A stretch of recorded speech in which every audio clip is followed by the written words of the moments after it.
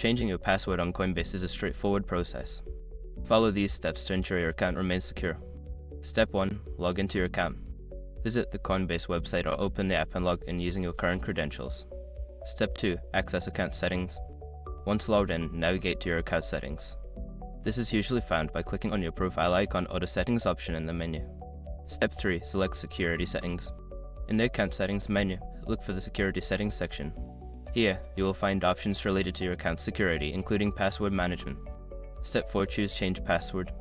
Find the option to change your password.